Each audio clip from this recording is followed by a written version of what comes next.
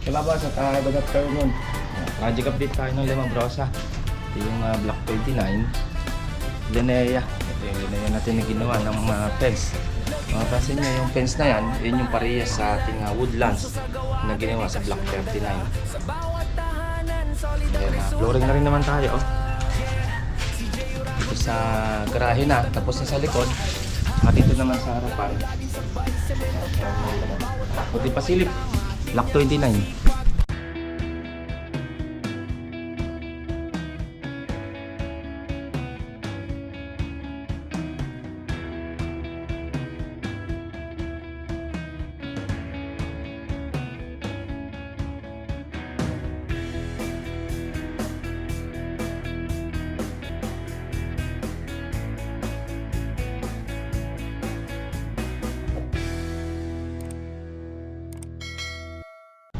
Yan o, at good afternoon mga boss. At lupa tayo, ang dami o, isang load to ng mini dam.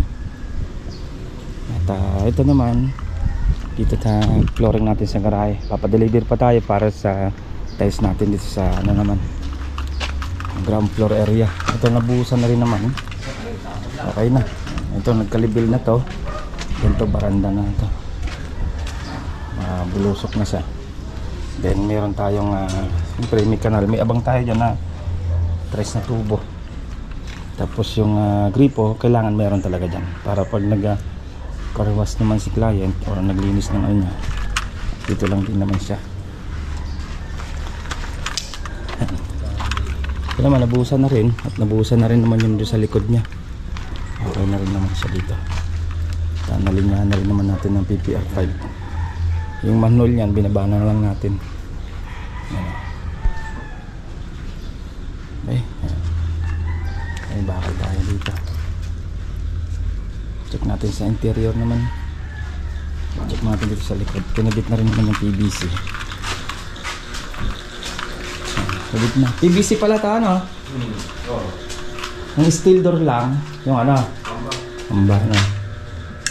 Oo.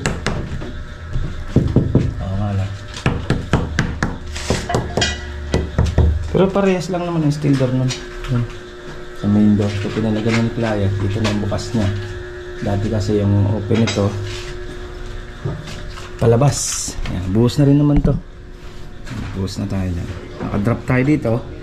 Nakay client naman kung didiretso dyan sa tiles na habulin. May abang din tayo sa lababo. Ayan. Then water line, meron din tayong abang pag nagpalagay si client dyan soon. Gagawin naman namin dito PVC panel na ito, tiles na lang naman dito, and then tong sa CR. Tiles na rin naman ito sa CR dito. Ayan. Ang dami pala simento natin, abot pa yan dyan, ano? Wala pa, di Lunes na pa delivery uli. Tapos dito, ito PVC panel lang naman. Nalagay dyan. Okay. CR second floor. Ayan. PVC lang din malalagay dito. Frame na lang naman yung gagawin natin dito. Yan o. Drop din tayo. Ito nilang ng tiles. Okay, hot and cold din naman yan.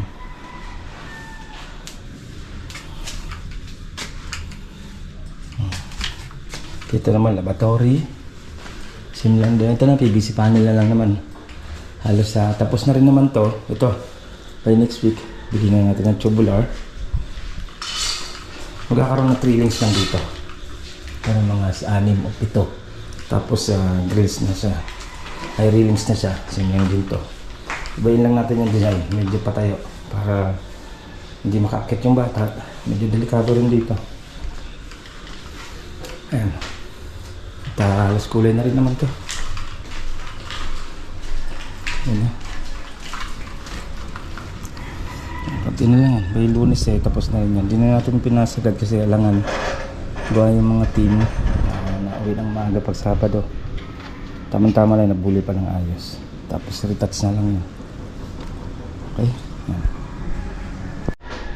Kaya mabasa natin kunti pasilip sa ating Block 29. Itong Linea, Limang Brosa Phase 3. Yan. Yung nagpapa-shoutout sa atin. Nalimutan natin yung pangalan. Ang nagawa dito. Block, ano yata ito? Ito, block 29. Hindi ko sure kung block 28 yan.